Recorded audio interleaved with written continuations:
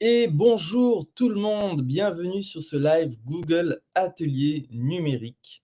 C'est un plaisir d'être avec vous en cette fin de semaine pour parler de votre stratégie de communication en ligne. Comment cibler les meilleurs prospects, comment cibler vos futurs clients fidèles via les outils digitaux, les réseaux sociaux, les moteurs de recherche, l'emailing, on va voir tout ça. N'hésitez pas à me dire si tout est OK niveau son, image et également à vous présenter dans le chat pour qu'on en sache plus sur vous. Je ne suis pas seul aujourd'hui car je suis également accompagné de Pierre-Olivier qui sera à la modération et qui m'aidera à répondre à vos questions et à rendre le live enrichissant pour vous et interactif. Eh bien écoutez, cela étant dit, on peut avancer, on peut commencer. Pour ceux qui ne connaissent pas le programme Google Télé numérique. Alors c'est un programme qui est unique en Europe, unique dans le monde, j'aimerais dire. C'est un programme de formation où en fait vous allez suivre une cinquantaine de formations sur les leviers du numérique. Donc l'ambition de Google, c'est de vous aider, que ce soit pour, vous reconvertir, monter votre projet entrepreneurial ou organiser le mariage de votre meilleur ami. Peu importe, les outils numériques vont vous y aider. Et par outil numérique, qu'est-ce qu'on entend par là? Eh bien, on entend bien sûr, par levier numérique, qu'est-ce qu'on entend par là? On entend bien sûr les outils numériques, du digital, on entend les bonnes pratiques, les méthodes à connaître et également les mentalités à avoir. Parce que quand on va utiliser certains outils dans le digital, il faut avoir certaines mentalités pour bien les utiliser.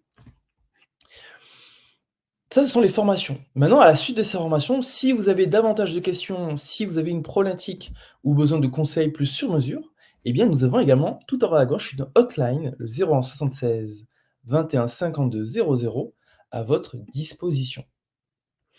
Cette hotline, elle est totalement sans frais et sans prérequis. Comment elle fonctionne? Eh bien, si vous avez une question rapide, enfin, qui peut être répondue rapidement, le coach en ligne y répondra. Mais si ça demande un peu plus de temps, eh bien, vous pouvez très bien prendre un coaching en visio de 45 minutes à 1 heure avec un coach Google. Ça peut être moi-même Alexandre, ça peut être Pierre-Olivier ou un autre coach spécialisé dans une thématique. Nous avons également dans ce programme des certifications, dont une, c'est la certification sur les fondamentaux du marketing numérique. Mais nous avons d'autres certifications sur la plateforme Coursera.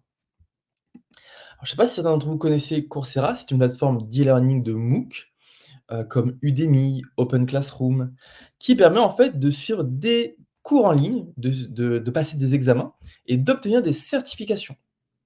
Des certifications professionnalisantes. Coursera est très qualitative parce que c'est des certifications provenant de grandes entreprises ou grandes écoles. Donc ces certifications, elles sont liées à 5 métiers en forte tension dans le digital, où il y a une grande demande des entreprises, mais peu de candidats pour satisfaire cette demande. Nous avons support informatique, design de l'expérience utilisateur, management de projet, data analyst et cybersécurité.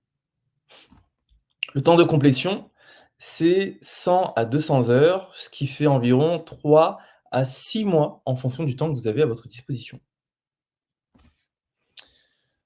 J'ai une mauvaise nouvelle et une bonne nouvelle pour vous. La mauvaise nouvelle, c'est que normalement, ces certifications, c'est un abonnement payant. C'est-à-dire, c'est environ 40 € par mois, si je ne me trompe pas, sur la plateforme Coursera. La bonne nouvelle, c'est que si vous y accédez via le lien qui est tout en haut à droite, eh bien, vous avez un accès gratuit pendant 1 an à ces certifications. Donc n'hésitez pas à le noter, c'est goo.gle/GCC France pour en bénéficier. Et donc en vous inscrivant via ce lien, vous aurez une gratuité, je précise, je nuance, pas pendant 1 an, mais jusqu'au 31 décembre de l'année. Donc si vous terminez, si vous commencez la certif le 1er décembre, il va falloir charbonner pour terminer la certif. Et merci Pierre-Olivier pour toutes les informations, numéros et liens dans le chat. Top. On pourra en reparler si vous le souhaitez par la suite. Bien écoutez, on va commencer. Donc ce qu'on va voir aujourd'hui ensemble, entrée, plat, dessert. Premièrement, en entrée, définir une stratégie de communication efficace pour votre entreprise. Et on va voir que la stratégie de communication, notamment en ligne, l'utilité finale, ce ne sera pas que de vendre, ce sera également de tester vos hypothèses, Si vous êtes créateur d'une entreprise, porteur de projet, eh bien, la communication, initialement, va vous servir à tester vos hypothèses, comme pour les startups, tester leur product market fit, tester leur idée, tester leurs propositions pour adapter leurs propositions au fur et à mesure. En plat principal, on va comprendre les nouvelles attentes des consommateurs et en dessert, définir votre cible marketing grâce à ces outils. D'ailleurs, vous allez voir que c'est inversé. On va d'abord commencer par définir votre cible marketing. Et on va commencer par quelque chose que vous connaissez sûrement déjà. C'est qu'aujourd'hui, le numérique est infusé, nous sommes constamment en ligne. Nous n'allons plus en ligne ponctuellement, nous vivons en ligne constamment. Il y a le monde physique et le monde digital qui se sont mariés depuis quelques années. En effet, que ce soit sur ordinateur, tablette ou portable, nous avons constamment des points de contact avec le digital, pour le meilleur et pour le pire. Mais ce qu'il faut comprendre, c'est que le digital et internet initialement, c'est né pour quoi? Eh bien, c'est né pour faciliter le partage d'informations. Nous n'avons pas attendu, Netflix pour se divertir. Nous n'avons pas attendu, leparisien.fr pour s'informer. Mais toutes ces plateformes digitales fluidifient, accélèrent, facilitent notre expérience pour répondre à des besoins qu'on avait déjà par le passé. Donc le digital, c'est un tremplin d'information, de communication. Et ça vaut également pour votre entreprise. En effet, sur internet, vous pouvez atteindre la majorité des Français, la majorité de votre audience.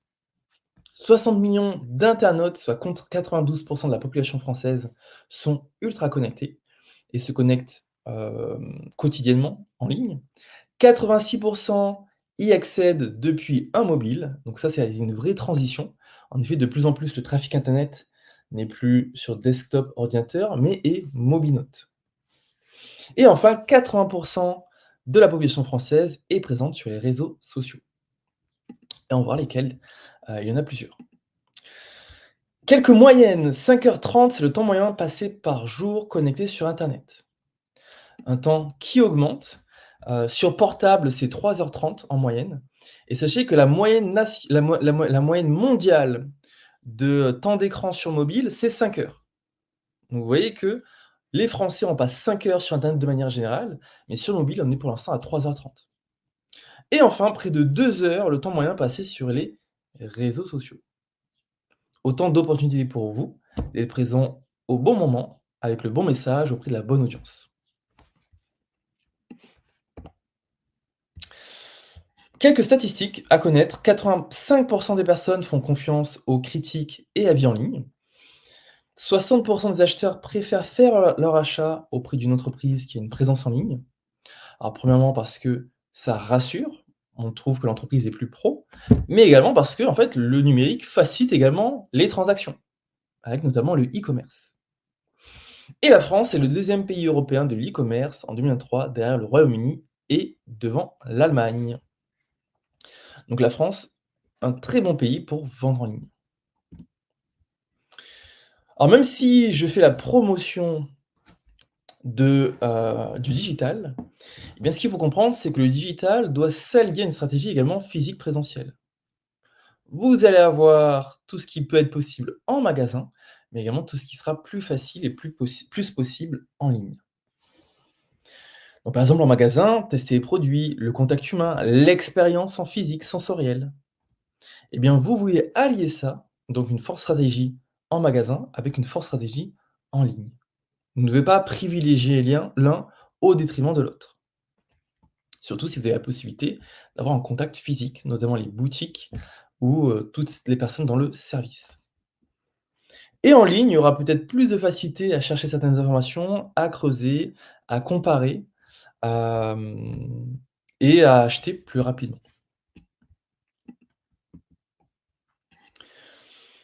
Donc on a parlé du parcours en ligne, du parcours hors ligne. Maintenant, ce qu'il faut comprendre au parcours en ligne, c'est que le parcours en ligne, ce n'est pas un achat au premier contact. En effet, là, c'est vraiment l'entonnoir marketing que j'aimerais que vous reteniez, c'est qu'on ne demande pas en mariage au premier rendez-vous. Et ça, en tant qu'entrepreneur, vos différentes communications, vos différentes présences en ligne vont devoir suivre la psychologie de l'internaute, le parcours de l'internaute. Donc d'abord se faire connaître, ensuite créer de la considération, de l'intérêt et enfin aller chercher la conversion, c'est-à-dire l'action finale, chercher et derrière fidéliser le client. Donc ça, c'est les grandes catégories. Mais en réalité, on va voir que ce soit en termes de plateforme, de messages, eh bien, c'est beaucoup plus brouillon que ça. Mais pour que vous puissiez bien comprendre votre stratégie, eh bien, je vous invite à vraiment segmenter en ces 4 étapes: notoriété, considération, conversion et fidélisation.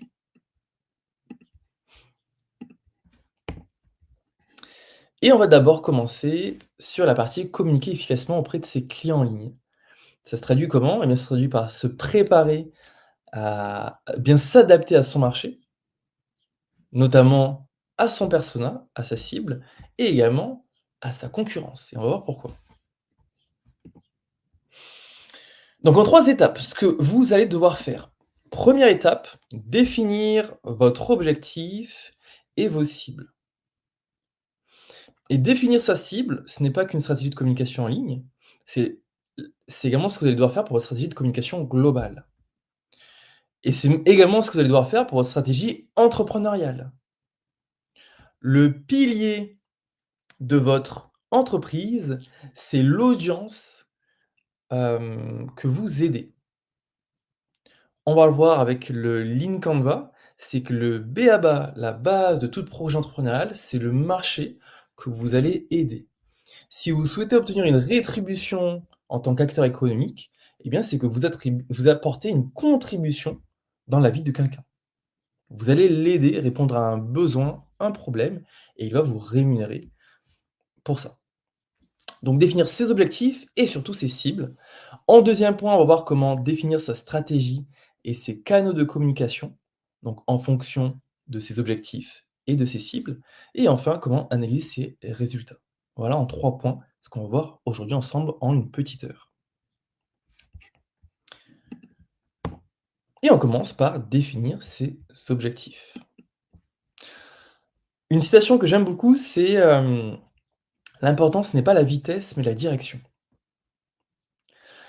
En effet, l'important ce n'est pas la vitesse mais la direction et c'est en ça où trouver un cap qui est pertinent, et qui est important pour vous, ce serait important à la fois pour clarifier vos priorités, mais ce serait également à la fois important pour vous pour être endurant.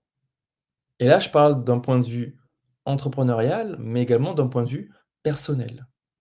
Si vous ne savez pas où vous allez, eh bien, vous pouvez être distrait, vous pouvez prendre une mauvaise direction, vous pouvez également manquer de motivation, manquer d'endurance. D'où l'importance d'avoir un cap, d'avoir des objectifs. Et nous, on a une méthodologie qu'on vous partage, c'est la méthodologie SMART. Alors cette méthodologie vous permet de créer des objectifs efficaces. En effet, vous avez tous dû déjà entendre des objectifs très génériques, très vagues de type, «Je veux mincir», «Je veux gagner plus d'argent», «Je veux être plus visible en ligne». Mais on se rend compte qu'avoir ces objectifs, ça ne donne aucune direction. Ça ne donne aucune action, aucune tâche en conséquence. Et surtout, ils sont tellement, abstraits qu'ils ne mobilisent pas les troupes, que ce soit vos employés ou vous-même. Alors qu'un objectif beaucoup plus spécifique, c'est-à-dire clairement défini, qui est mesurable, qu'on peut suivre et quantifier au fur et à mesure lorsqu'on s'en rapproche ou lorsqu'on s'en éloigne, qui est atteignable, c'est-à-dire que des moyens peuvent être mis à disposition, hem et qui est réaliste, c'est-à-dire qui est possible, on n'a pas l'impression que c'est impossible et en effet un objectif qui est temporel avec une date butoir, une deadline, eh bien ce sont des objectifs qui, j'ai pas envie de dire garantissent le succès, mais vous aident à vous rapprocher de votre succès. Un exemple, je veux multiplier par 2 le nombre de prospects générés par mon site sur le 2e semestre 2024 par rapport au 2e semestre 2023. Quantifiable, spécifique, temporel et atteignable et réaliste, je présume. Voilà 5 conditions, 5 ingrédients pour avoir un objectif qui est, efficace. À la fois pour vous, votre suivi, mais également votre motivation. Donc demandez-vous: «Est-ce que j'ai fixé ce type d'objectif pour mon entreprise?» ou pour mon service marketing, mon service commercial, ou pour moi-même à titre personnel, peut-être par rapport à ma vie de famille, à ma santé, à mon physique. Posez-vous ces questions, c'est comme ça qu'on a des objectifs efficaces. Alors je tenais tout de même à dire que il y a des questions à se poser par rapport à ces objectifs et par rapport à votre stratégie globale. Voilà quelques questions. Premièrement, comment ma stratégie doit-elle être mise en place? Ai-je le temps de m'en charger moi? Est-ce que je dois déléguer? Ai-je le temps de me former? Deuxième famille de questions, ai-je besoin de photos, vidéos ou autres contenus? Alors vous allez voir qu'en ligne, le pont entre vous et votre client, c'est le contenu que vous partagez. Pas de contenu partagé est égal pas de mise en avant par les plateformes, est égal pas de visibilité auprès de vos internautes. Donc le contenu, c'est le pont entre la plateforme en ligne et votre internaute. Combien de variantes de ce contenu dois-je avoir à disposition? Ai-je le matériel et les connaissances et le temps pour produire ce contenu? Troisième famille de questions, vais-je tout créer et exécuter seul? Ai-je le personnel qualifié à ma disposition en interne? Ai-je besoin d'un ou plusieurs prestataires externes? Voilà des questions à vous poser pour vous aider concernant les objectifs. Alors, ce que j'aime à faire, c'est quelquefois quand vous allez élaborer des stratégies, eh bien, vous pouvez vous aider de nos amis du 21e siècle qui ont le vent en poupe actuellement, nos chères intelligences artificielles. En demandant par exemple, là dans ce cas, j'utilise Gemini. Que recommandes-tu? Que me recommandes-tu pour établir des objectifs efficaces? Donc n'hésitez pas lorsque vous êtes dans une phase de doute, de réflexion. Et là, vous voyez que Gemini vous partage justement ce qu'on vous a recommandé, la méthodologie SMART. Et il doit même aller encore plus loin, créer un plan d'action, suivre vos progrès, célébrer vos réussites, rester flexible, croire en vous-même. Donc des méthodes et des mentalités. Eh bien moi, je tiendrai, alors là, il ne l'a pas partagé, à vous partager un autre secret par rapport aux objectifs. Un secret que j'applique à titre professionnel et à titre privé avec mes proches, c'est que vous si vous voulez qu'un objectif, hem, soit atteint, eh bien, vous voulez également intégrer une certaine pression sociale. Donc votre objectif, n'hésitez pas à le dire aux autres. N'hésitez pas à le dire à vos proches pour que vous soyez engagés émotionnellement et qu'il y ait une certaine pression sociale, un certain jugement que vous ayez à l'esprit. Donc la pression sociale, c'est souvent plus efficace que la motivation et la discipline. Je reviens sur la présentation. Alors même avant de revenir sur la présentation, ce que j'avais à cœur de vous partager, c'est, que l'objectif, il sera également intégré dans une vision beaucoup plus globale. L'objectif est une étape à l'objectif long terme de votre entreprise ou de votre vie personnelle. Donc ça en réalité, l'objectif, il sera construit sur votre mission. Alors vous pouvez employer le terme que vous voulez, mission de vie, mission, d'entreprise ou RSE. C'est-à-dire que l'objectif devrait être cohérent avec la mission de votre entreprise. Et la mission de vie, la mission de l'entreprise devrait être cohérente avec vos valeurs. Valeurs/philosophie. C'est comme ça que vous réussissez à avoir une stratégie d'entreprise et une orientation professionnelle qui est cohérente et durable sur le long terme. Parce qu'elle aura des racines profondes dans quelle est votre mission de vie et quelles sont vos valeurs et philosophies. La mission monde de Alphabet de Google, c'est de rendre les informations universellement accessibles et utiles. Donc ça, c'est une mission qui est basée sur les valeurs et la philosophie de Google. Et c'est en ça que vont être construits des objectifs, des indicateurs cohérents avec cette mission. Donc rappelez-vous de ça, les objectifs SMART vont être construits sur la mission, votre mission de vie, votre mission d'entreprise, qui, elle, sera construite sur vos valeurs, votre philosophie, qui vous sera probablement unique. Et ça vous aidera à la fois pour vous, votre opérationnel, mais également pour votre stratégie marketing.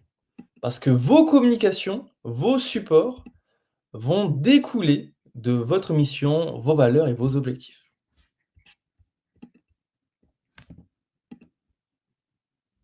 On arrive maintenant sur définir ses cibles. Une fois que vous êtes au clair avec vous, qu'est-ce que vous aimez? Quelles sont vos forces? Sur quoi vous voulez vous orienter? Eh bien, maintenant, il faut se concentrer sur le plus important dans une entreprise, ses clients. Et donc, il va falloir d'abord définir sa cible. Définir sa cible, c'est ce qui vous est demandé quand vous avez créé votre projet. On vous demande souvent un business model, une étude de marché, pour avoir une vision claire de votre persona. Alors, c'est important de brasser un maximum d'informations en ligne avec des, sites comme Statista, l'INSEE, d'autres outils, data.gouv, qui vous permettront d'avoir une vue objective sur votre marché. Parce que le plus gros ri le votre plus grand danger, votre plus gros risque en tant qu'entrepreneur, c'est de trop croire à ce que vous pensez et de trop y croire, surtout si c'est faux. Donc pour vous assurer de ne pas avoir la tête dans le guidon, de ne pas tomber dans un biais de confirmation, de seulement avoir une vision subjective de votre marché, vous devez chercher, trianguler d'autres informations, d'autres sons de cloche. Et plus vous allez brasser des informations, plus vous allez vous assurer d'avoir une vue objective sur la réalité. Aujourd'hui, 9 startups sur 10 échouent et la principale cause de l'échec, c'est le manque de pivot. P-I-V-O-T. Le pivot dans le monde des startups, c'est en fait changer d'orientation. Ça peut être d'image de marque, de cible, de business model, de prix, de stratégie. D'un point de vue personnel, en fait, pivoter, c'est tout simplement changer d'avis. Et les entrepreneurs qui échouent, pourquoi ils ne changent pas d'avis? Eh bien, pour 2 raisons. Soit l'entrepreneur est, entêté, alors c'est pas forcément tout le temps mal, soit tout simplement l'entrepreneur n'a pas les bonnes informations et n'a pas une vue assez objective de son marché. Donc d'où l'importance, vous, d'aller chercher toutes ces informations, mais également d'aller les collecter. Parce que la mauvaise nouvelle, c'est que toutes ces données en ligne, elles sont également disponibles pour vos concurrents. Donc à vous de faire l'effort de proactivement vous confronter à votre marché en posant des questions à vos prospects. En leur posant des questions sur leurs attentes, leurs avis, leurs besoins, et cetera. Je vous partage une méthodologie qui nous vient de Ash Maurya, qui s'appelle le Lean Canvas. Le Lean Canvas, c'est en fait le business model simplifié, retravaillé. Mais ce qui serait intéressant de connaître dans le Lean Canvas, c'est la méthodologie de test de Ash Maurya. Alors je vous mets d'ailleurs le nom complet, Ash Maurya. La méthodologie de test, c'est quoi? C'est comme je vous disais, le plus gros problème d'un entrepreneur et d'une startup, c'est de ne pas être en phase avec son marché, de ne pas obtenir ce qu'on appelle le product market fit, l'adéquation produit et marché. Eh bien, Ash Maurya, avec son Lean Canvas, il partage une méthodologie pour tester ses hypothèses. Étape par étape, vous allez tester des hypothèses que vous avez pour votre entreprise, afin de tester ce qui est le plus risqué d'abord, et en fait, petit à petit, vous rapprocher de ce qui s'appelle le product market fit. Cette méthodologie des tests, c'est la suivante. Alors là, je vous ai pris un autre exemple, mais vous allez la retrouver en ligne en recherchant Lean Canvas. C'est que la première chose que vous allez devoir tester, en tant qu'entrepreneur, ce sera votre clientèle et le problème de cette clientèle. Rappelez-vous, le b.a.-ba, c'est le persona. Eh bien, la première hypothèse sur laquelle vous voulez vraiment être juste, c'est: est-ce que je cible les bonnes personnes et le bon problème de ces personnes? Une fois que ce sera fait, eh bien, une fois que vous êtes au clair avec le persona et le problème de ce marché, eh bien, vous allez tester la proposition de valeur et les solutions que vous pouvez apporter. OK, je comprends que les personnes, ont ce problème. Maintenant, je vais leur proposer différentes solutions. Donc proposition de valeur et solution. Et là, on peut se rendre compte qu'une solution, eh bien, ça ne marche pas. C'est pas vraiment ce qu'ils recherchent. Une autre solution, c'est bien, mais c'est pas suffisant. Et c'est comme ça que petit à petit, vous allez pouvoir avoir une solution de proposition de valeur qui est parfaite pour votre client et son problème. Une fois que c'est fait, vous allez devoir tester, eh bien, les canaux d'acquisition et les sources de revenus. Parce que peut-être vous avez pu trouver une solution qui est parfaite pour votre persona, mais le prix est trop cher. Et donc c'est en ça où étape par étape, vous allez tester toutes les hypothèses de votre entreprise, de votre stratégie, pour vous assurer de ne pas aller droit dans le mur et de ne pas échouer par manque de pivot. Parce qu'en fait, vous allez co-créer, co-construire votre entreprise avec votre marché. D'où l'importance d'aller chercher proactivement ces informations auprès de ce marché. Et donc là, vous comprenez que la communication ne sert pas que à générer du chiffre d'affaires ou se faire connaître, mais sert également à tester ces hypothèses et co-créer une meilleure offre. Donc il y a plusieurs outils qui existent pour ça, Google Forms, Typeform, et cetera. SurveyMonkey, Jotform et bien plus encore. À vous de tester l'outil que vous préférez. Google Forms étant 100% gratuit. Vous allez également, au-delà de poser des questions et de demander un feedback de vos contacts, de vos prospects, pour également tout simplement analyser le comportement de ces prospects. Analyser les données existantes de votre site, de votre application, de votre plateforme ou les trafics dans votre boutique physique. Observer l'internaute sans lui poser des questions, eh bien c'est également possible pour prendre de meilleures décisions. Et là, on va avoir une méthodologie qui s'appelle l'A/B test, toujours A/B tester nos différentes hypothèses sur notre site, par exemple. Je vous donne un exemple. Souvent, ce qui est testé d'abord, c'est, une page d'atterrissage où vous allez, proposer une solution et si les personnes cliquent sur «En savoir plus», eh bien, c'est que la solution leur plaît. Donc vous allez tester une solution A, une solution B et vous allez voir laquelle des 2 obtient le plus de clics. Une fois que vous avez proposé la solution, souvent ce que vous allez tester, c'est le prix. Eh bien, vous allez avoir une page avec un certain prix, avec un autre prix ou avec un bouton d'une couleur ou d'une autre. C'est ça une méthodologie d'A/B test. Cette méthodologie, ce que vous devez comprendre, c'est qu'elle est construite sur une mentalité à avoir et cette mentalité, c'est que vous voulez faire preuve d'une extrême humilité. Vous ne voulez pas vous convaincre de vos propres assumptions et opinions et suppositions. Vous voulez chercher proactivement vos défauts. Vous voulez chercher proactivement la critique. Vous voulez à tout prix la chercher et ça peut être contre-intuitif, alors la plupart des gens, en fait, rejettent la critique, les défauts, les erreurs. Alors que vous voulez vraiment être, friand de défauts, de critiques, d'erreurs, pour vite apprendre de vos erreurs, justement. Toute cette, partie de recherche d'informations, de demande d'informations et d'observation vous permettra donc d'analyser donc le premier point de votre ligne Canva, c'est-à-dire votre persona et son problème. Donc là, vous avez un exemple de persona, Chloé Briand, qui a, 24 ans, chef de projet junior, célibataire à Nantes, enjouée, qui a des objectifs et des frustrations. Eh bien, c'est ça un persona. C'est un faux CV qui décrit votre client type. Qui décrit votre c'est une caricature de votre marché, un portrait robot de votre clientèle. Il y a plusieurs outils qui vous aideront à créer ce persona. Alors je vous invite à tous les noter ou les prendre en capture d'écran. Il y a Make My Persona de HubSpot qui vous aide dans la création du persona. Alors j'ai remarqué qu'il est plus orienté tout de même B2B. Il y a Strategizer ou la carte d'empathie, Empathy Map, qui vous permettra non pas d'avoir juste des caractéristiques démographiques comme, le persona, mais surtout de faire preuve d'empathie, de vous mettre dans les bottes de votre client et de comprendre à quoi il pense. Quel est son quotidien? Quelles sont ses connaissances et croyances?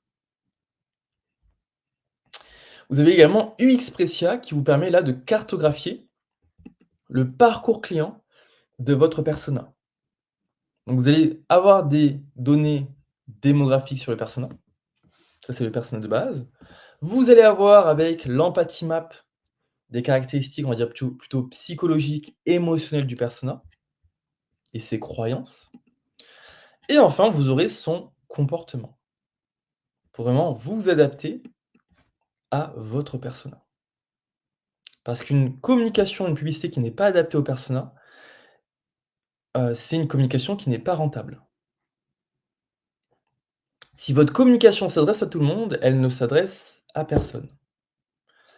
Si vous avez peur de sacrifier une part d'audience et vous souhaitez donc avoir une communication, on va dire généraliste, qui est inclusive au maximum, eh bien vous faites une grosse erreur.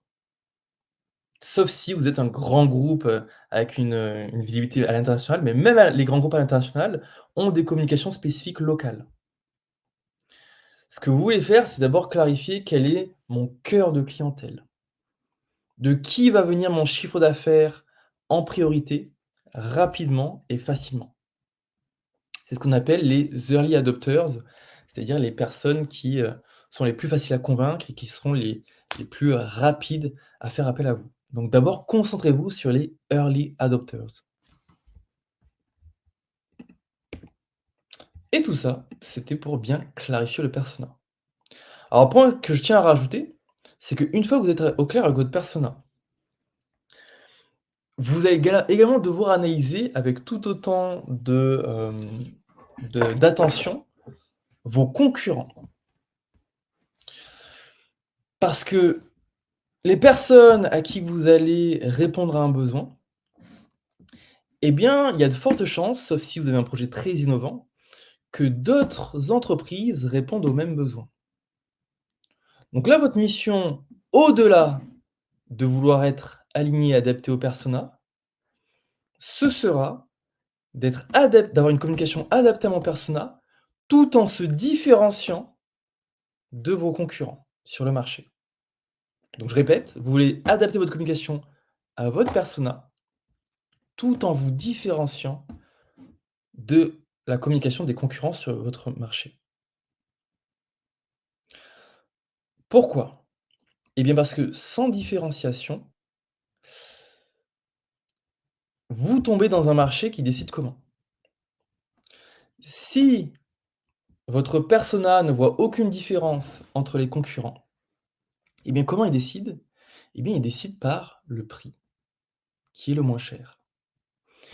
Un marché, un secteur ou des entreprises avec une différenciation faible tombent, hem, directement dans une guerre de prix. Ça peut être les chaussettes, vous prenez il y a plusieurs exemples, des industries. Eh bien, s'il n'y a pas de différenciation entre les acteurs, eh bien, on tombe dans une guerre des prix. Le personnel, le client décide sur qui est le moins cher. Donc, clarifier son persona pour adapter sa communication, mais en pensant qu'il faut quand même se différencier de la concurrence. Alors, vous allez voir que la différenciation, c'est un bon équilibre à trouver. Parce que vos concurrents vont sûrement avoir de bonnes pratiques. Donc, en communication, il faut imiter les bonnes pratiques, mais tout en se différenciant.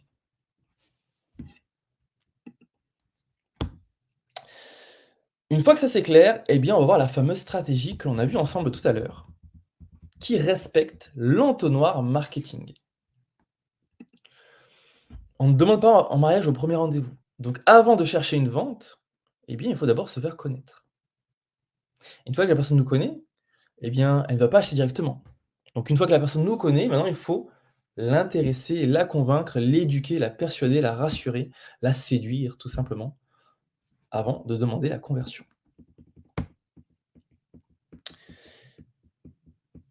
Dans mon dernier master, j'ai fait un master en finance et ensuite en marketing digital et je me suis spécialisé dans la publicité en ligne, notamment la rentabilité de la publicité en ligne et depuis la nuit des temps, l'objectif de la publicité est triple. L'objectif de la publicité est triple, c'est-à-dire qu'une publicité, elle va avoir un objectif cognitif, c'est-à-dire on veut être connu, donc une histoire de connaissance. Vous pouvez avoir le meilleur produit et service au monde, si personne ne vous connaît, personne ne fera appel à vous. Donc premier objectif de la publicité, c'est un objectif cognitif, que mon entreprise ou ce que je propose soit connu. Deuxième objectif de la publicité, c'est un objectif affectif. C'est-à-dire qu'on veut créer un affect pour notre marque. Alors ça peut être un intérêt logique, mais ça sera en fait, on préfère une certaine marque plutôt qu'une autre. Ça, c'est le deuxième objectif de la publicité ou d'une stratégie publicitaire. Et troisième objectif, c'est un objectif conatif. Donc conatif, qui veut dire en fait là on cherche à générer une action auprès de l'internaute. Une action, ça peut être une vente, une itération ou autre. Donc on va voir ça. Alors Pierre-Olivier me dit que c'était figé. Est-ce que là c'est bon? Est-ce qu'elle a slide une autorité PO? Good, parfait, merci. On va commencer par l'objectif cognitif. On veut être connu. Donc premier point, la notoriété. Généralement, on ne cherche pas à avoir de la rentabilité à ce stade. On veut juste être connu. Donc c'est la première prise de contact, le premier point de contact avec notre prospect, qu'on soit à son esprit. Les grands groupes, souvent, sont énormément dans la notoriété. On peut prendre l'exemple de Coca-Cola, ça peut être les grandes enseignes, parce qu'en fait, elles veulent être dans ce qu'on appelle avoir une présence à l'esprit, le top of mind. Elles veulent que lorsque vous ayez un mot-clé en tête, un produit, un service ou un marché, eh bien que leur marque vienne directement à l'esprit. Par exemple, si je vous dis soda, vous pensez sûrement Coca-Cola, moteur de recherche Google, mouchoir Kleenex. Ça, c'est ce qu'on appelle le top of mind, la présence à l'esprit. Et sans ça, où énormément de notoriété, de communication juste pour être connu, va ensuite découler sur plus de ventes. Mais là, on ne cherche pas un retour sur investissement. On n'invite pas l'internaute à acheter ou autre. Et pour la notoriété, on va voir qu'il y a différentes communications et différentes plateformes à privilégier. Et premièrement, il y a tout ce qui est blog, articles de blog et référencement naturel. Alors référencement naturel, on va voir que ça peut comprendre énormément de choses. Là, ça va plutôt être dans le référencement des blogs, c'est-à-dire des réponses aux questions de l'internaute. Quand une personne se pose une question, elle n'est pas encore dans une optique d'achat ou de conversion ou du conatif. Là, c'est vraiment une recherche d'information. Donc là, ce qui serait intéressant pour vous en tant qu'entreprise, c'est d'apporter une valeur ajoutée gratuite à cet internaute. Et là, ça peut vous faire grincer des dents: «Ah, gratuit, valeur ajoutée, moi ça me demande du temps, il faut que je crée et cetera». Oui, mais ce qu'il faut comprendre, c'est qu'en apportant cette valeur ajoutée gratuite, l'internaute, déjà, aura plus confiance en vous. Il vous connaîtra et aura plus confiance en vous. Vous aurez un pied dans la porte de l'internaute. Donc vous aurez une certaine présence à l'esprit et une présence de qualité. Il vous découvrira par ce biais, il aura plus confiance en vous et si jamais il devait faire appel à quelqu'un, eh bien, il pensera à vous en priorité. Donc tout ce qui est blog et stratégie de référencement, il y a certaines choses à connaître. Donc sachez que vous pouvez avoir une idée des termes les plus des questions les plus posées directement dans Google. Par exemple, si je fais une recherche de chocolat, eh bien, en mettant votre mot-clé principal, vous allez avoir des questions populaires autour de ce mot-clé. C'est ce qu'on appelle les People Also Ask de Google. Vous voyez, toutes ces questions renvoient vers des sites. Eh bien, toutes ces questions, c'est également une liste d'inspiration pour vous, pour votre article de blog. Il y a d'autres outils qui existent, spécialisés là-dedans, notamment Also Asked, où vous mettez un mot-clé et ça vous donne donc toutes les questions autour de ce mot-clé. Et il y a également Answer de Public, qui est le même principe, où vous mettez un de vos mots-clés et ça vous liste toutes les questions populaires autour de ce mot-clé. Et ça vous aidera pour votre stratégie de blog. Alors sachez maintenant, quand vous avez ces questions, quand vous avez les réponses aux questions, vous pouvez vous aider d'ailleurs des IA, comme Gemini, comme ChatGPT, Claude. Eh bien, ce que vous voulez faire, c'est vous assurer que les questions, telles qu'elles sont écrites là, soient bien présentes dans les bonnes balises. Et dans Google, les balises, en fait, ce sont les encarts analysés par Google, les encarts textuels analysés par Google. Ça fera l'objet d'une autre présentation au référencement, mais rappelez-vous de ça, les balises les plus importantes sont les balises titre, description et H1. Titre, description et H1. Et je reviens sur la présentation. Donc SEO et blog, premier point de contact possible. Autre point de contact possible, bien sûr, les réseaux sociaux. En effet, les réseaux sociaux, on s'adresse à une audience qui est là pour s'informer, se divertir, donc c'est un bon moyen de se faire connaître en faisant le buzz organiquement, naturellement, gratuitement, ou via de la publicité sur les réseaux sociaux. Alors moi, ma spécialité, c'est tout ce qui est analytics, des performances et rentabilité de la publicité en ligne. Donc je suis peut-être un peu biaisé, mais à mon sens, en tant que petit entrepreneur, en dehors de publier régulièrement sur votre page, vous voulez tout de même avoir un minuscule budget publicitaire sur ces réseaux sociaux. Pourquoi? Parce que si vous avez 100 abonnés, eh bien vous pouvez publier tous les jours, ça n'aura jamais autant de poids qu'une seule publicité, donc publiée une fois, qui est sponsorisée tous les jours.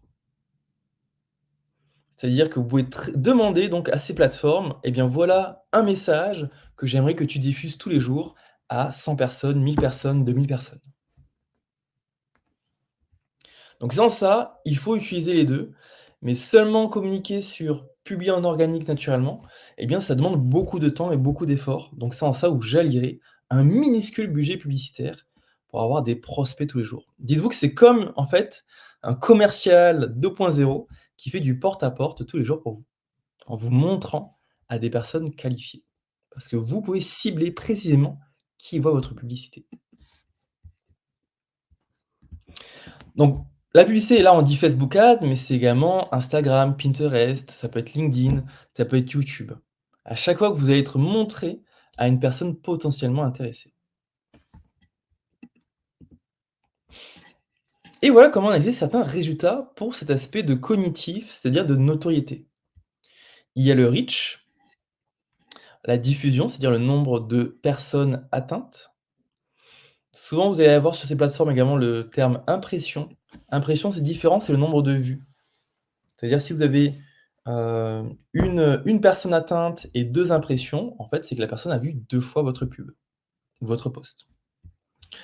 Vous avez aussi comme résultat analysé le nombre de mentions, le taux d'interaction, c'est-à-dire combien de personnes ont interagi sur combien d'impressions vous avez eues. Le ressenti, les commentaires, les avis et les visites sur le site. Voilà comment s'assurer que votre campagne de notoriété fonctionne. Et vous voyez que là, on n'analyse ni le nombre de ventes, ni le chiffre d'affaires, ni les, prospects, les demandes de vie ou et cetera. Là, c'est vraiment que du cognitif, se faire connaître par un maximum de personnes. Et un point important sera le taux d'interaction. Que ce soit en organique ou en publicitaire, c'est que c'est le taux d'interaction qui dit à la machine, au robot de Google, de Facebook ou de Instagram et cetera: «Eh bien ça, c'est un post de qualité, tu peux le montrer à plus de personnes pour moins cher». Plus vous aurez de bons taux d'interaction, plus vous aurez de visibilité. C'est un cercle vertueux. Mais ça peut être un cercle vicieux également. Moins de taux d'interaction, des taux d'interaction faibles, égale moins de diffusion, moins d'impression. Une fois que les personnes vous connaissent, ce que vous allez faire, c'est peut-être que vous allez faire des campagnes de retargeting. C'est-à-dire, OK, toutes les personnes qui ont vu 100 de ma vidéo, montre-leur de nouveaux arguments, montre-leur des témoignages. Et c'est comme ça que vous allez petit à petit éduquer, persuader, séduire l'internaute et le suivre dans son cheminement psychologique.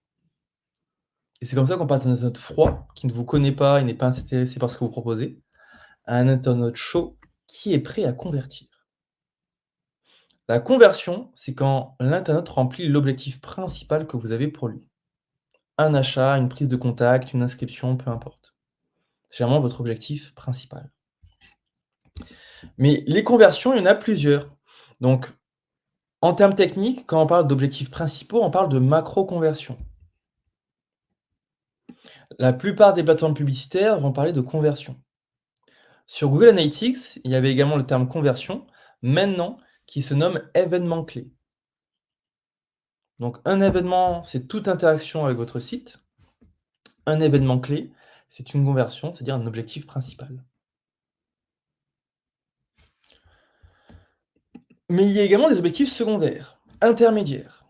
Je vous donne un exemple, si l'objectif principal c'est un achat, eh bien un objectif intermédiaire, une micro-conversion, ce serait un ajout au panier ou un paiement initié. Ce qui serait important pour vous, ce sera d'analyser les objectifs finaux, en effet, ce qui a un impact sur votre chiffre d'affaires, mais aussi d'analyser tout ce qui se passe avant. L'intérêt, ce sera quoi? Eh bien l'intérêt, ce sera d'optimiser chacune des étapes. Vous avez une vue, vous avez des ajouts au panier, vous avez des paiements initiés, eh bien tout ça, ce sont des étapes à passer. Et enfin, vous avez des achats. Alors il y a bien plus d'interactions que ça, mais c'est pour simplifier. La plupart des dirigeants ne se concentrent que sur la dernière étape. OK, je n'ai pas d'achat, rien ne marche, internet c'est nul, je ne comprends pas, je dois tout refaire. Non, vous devez vraiment analyser tout le parcours de l'internaute et comprendre, eh bien, où est-ce qu'il y a des déperditions. Vous allez rétropédaler jusqu'à ce que vous voyez une fuite de vos internautes. En publicité en ligne, on analyse le ROS final, c'est-à-dire le retour sur investissement final, et on sait qu'en fait, chacune des étapes impacte sur cette rentabilité. Parce que si ça se trouve, là, vous avez 0 achat, mais vous avez peut-être 100 paiements initiés. Donc le problème, c'est pas le site, en fait, le problème, c'est cette étape-là, entre le paiement initié et l'achat. Là, vous pouvez avoir 1000 ajouts au panier, et cetera. Donc c'est en ça où vous voulez, en fait, analyser tout ça et vous assurer que vous respectez les benchmarks secteurs, que vous soyez dans les bonnes moyennes pour améliorer ou non. Mais voilà, si vous avez, 0 achat, eh bien, c'est peut-être le problème, c'est à cette étape. Là, admettons, si vous avez qu'un paiement initié, eh bien, le problème, c'est entre l'ajout au panier et le paiement initié.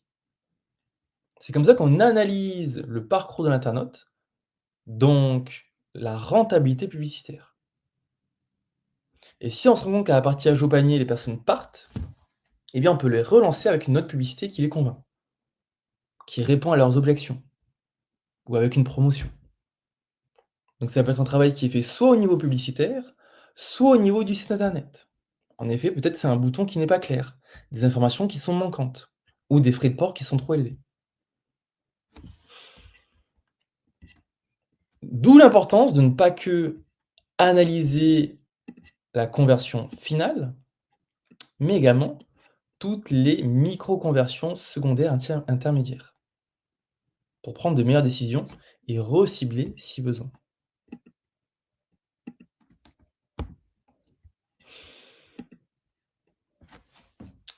Nous avons également l'emailing. Donc là, pour la conversion, ça marche très bien. Quelquefois, en fait, des personnes vont vous faire assez confiance pour vous laisser leur mail, et vous pourrez ensuite, en fait, les convertir par des promotions via l'emailing. Ça peut être une newsletter ou un démarchage direct, peu importe. Souvent également, ce qui est appliqué, c'est que lorsque la conversion est un peu coûteuse ou demande du temps ou un effort, eh bien, ce qu'on va faire, c'est qu'on va demander à l'internaute un objectif intermédiaire qui vous permettra de le relancer par mail. C'est énormément fait dans l'infoprenariat. Vous avez une formation qui coûte 1 000 €, eh bien vous savez qu'ils ne vont pas acheter ça sur un coup de tête. Donc souvent, ce que vous allez proposer, c'est d'abord un livre blanc, gratuit. Ça peut être une étude de cas, ça peut être, voilà, un contenu gratuit à valeur ajoutée que la personne va télécharger en mettant son mail. Eh bien vous, ça permet 2 choses. De augmenter la confiance que la personne a en vous, votre expertise grâce à ce contenu gratuit, mais ça permet vous aussi d'obtenir le mail d'un prospect qualifié. Parce qu'il est intéressé car il a téléchargé ce que vous proposez. Et petite parenthèse sur l'emailing, pourquoi en dehors de cette stratégie, c'est important d'obtenir les mails? C'est parce que l'emailing, c'est un des seuls canaux d'acquisition dont vous êtes vraiment propriétaire et indépendant. Si demain Facebook ferme votre page sans faire exprès, ou Google, déréférence votre site sans faire exprès, eh bien, vous perdez tout votre chiffre d'affaires. Alors que si vous avez une base emailing que vous avez alimentée régulièrement, que vous avez fait grossir petit à petit, eh bien, vous n'avez aucun intermédiaire à l'audience qui est dans l'email. Vous êtes propriétaire de cette base email, que vous pouvez relancer autant que vous voulez, gratuitement et transférer d'un outil à un autre. Voilà ce qui est intéressant dans l'emailing et c'est en ça où vous devez dès maintenant adopter une stratégie d'emailing.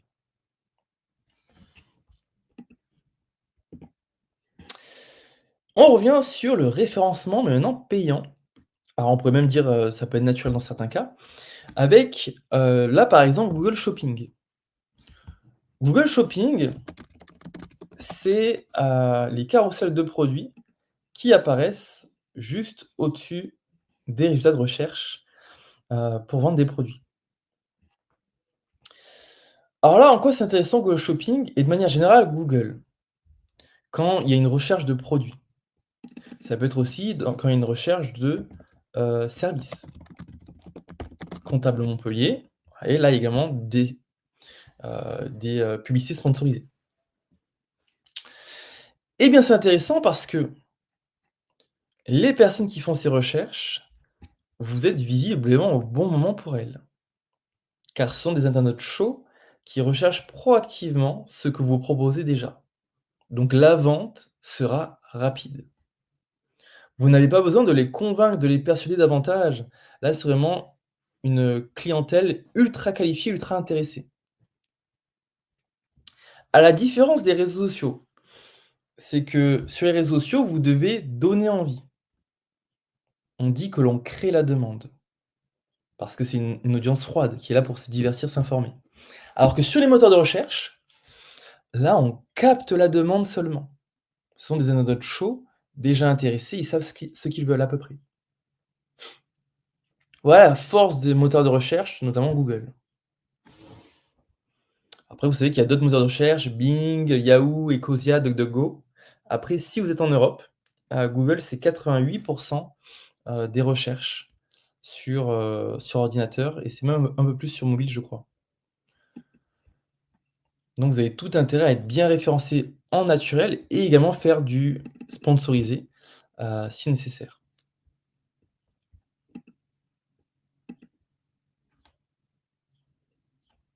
Alors sachez que dans le sponsorisé, les balises vont être également importantes. Parce que l'algorithme de Google qui vous met en avant, eh bien, il ne se base pas que sur votre budget et votre prix. Ce n'est pas le plus offrant qui est forcément le plus visible. Parce que Google va également prendre en compte votre référencement naturel. Ce qui veut dire que si vous avez un meilleur référencement naturel que vos concurrents qui payent plus cher, eh bien, vous pouvez être devant eux. Parce que le référencement naturel, vous pouvez traduire ça par le score de confiance que vous attribue Google. Si vous avez un bon référence naturel, ça veut dire que Google vous fait plus confiance que les autres. Il estime que votre résultat va plus satisfaire son internaute que d'autres résultats. Donc si demain, un comptable veut apparaître lorsque quelqu'un recherche boulanger à Montpellier, eh bien même si ce comptable est prêt à payer 100 € par jour, eh bien Google n'a aucun intérêt de nous montrer ce résultat. C'est un résultat qui n'est pas du tout pertinent et qualifié. Si demain je vois ça, eh bien j'arrête, je vais utiliser Ecosia ou DuckDuckGo.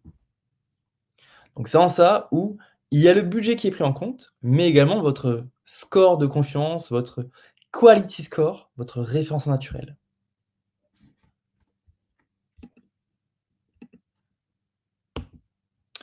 Donc comment analyser tous ces résultats? Là, on est sur la partie conversion, c'est-à-dire plutôt conatif. On cherche une action auprès de l'internaute. Et bien là, il y a le nombre de leads générés. Donc est-ce que des personnes ont laissé leur mail? Est-ce qu'elles vous ont contacté? Il y a d'autres termes plus techniques, notamment le CPA, le coût par acquisition d'un nouveau client, ou ça peut être dans certains cas coût par action. Là, vous allez en fait diviser votre budget par le nombre d'actions que vous avez eues ou le nombre d'acquisitions de clients. Vous avez bien sûr le ROI, ou ROAS en publicité, donc le retour sur investissement. Le CTR, c'est le taux de clic. Alors ça qui peut également être dans la partie notoriété. Les mots-clés rentables pour Google Ads, et cetera.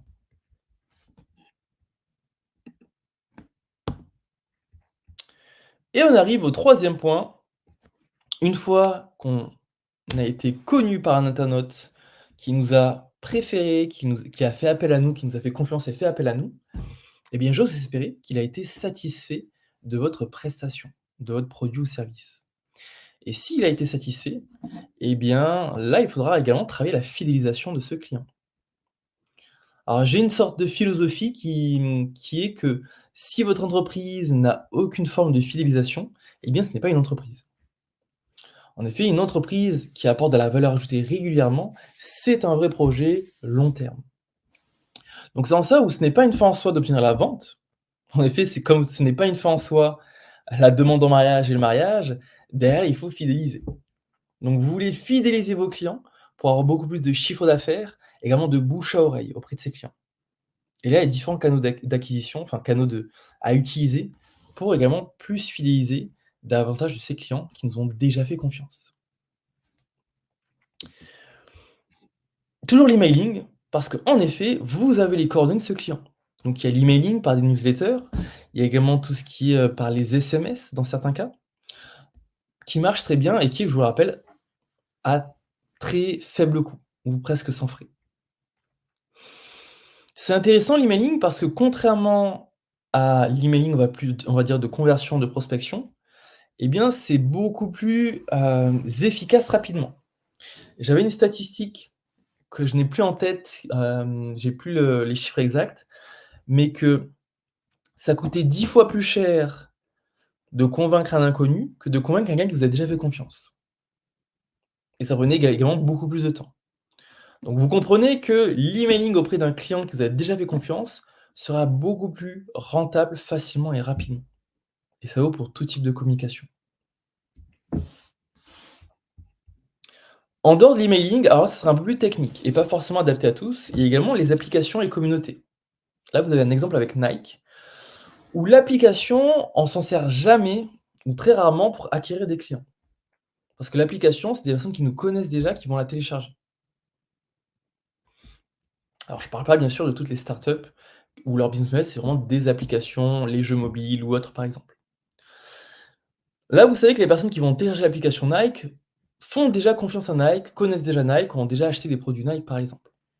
Donc vous, si demain vous devez créer une application, l'objectif de l'application sera plutôt d'avoir un accès direct à vos clients. Comme l'emailing, il y a des notifications de l'application. Ce sera également pour plus les fidéliser via l'usage de l'application. Mais vous n'allez pas créer une application dès que vous vous lancez pour obtenir des clients.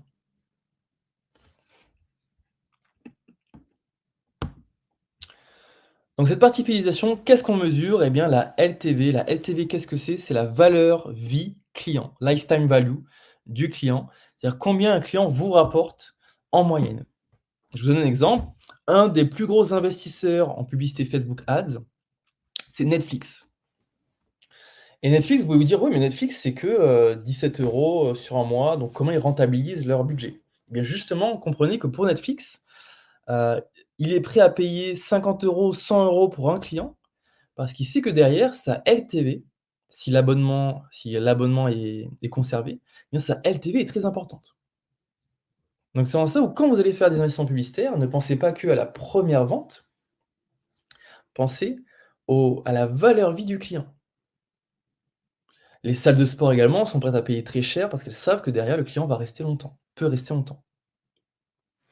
D'autres indicateurs, le taux de réachat, le taux de clients perdus, le terme churn en anglais, le panier moyen et les visiteurs ayant déjà visité le site ou l'application. Voilà des indicateurs pour vous aider à suivre votre fidélisation. Et avec tout ça, vous êtes prêt à tout déchirer dans ce champ de bataille digital, dans cette jungle du numérique. J'ose espérer que cette conférence vous a plu, que ça a clarifié, on va dire, l'ensemble des leviers à utiliser dans votre stratégie de communication et que ça vous a aussi motivé à vous lancer si vous ne vous êtes pas encore lancé. Si vous avez des questions, avec plaisir.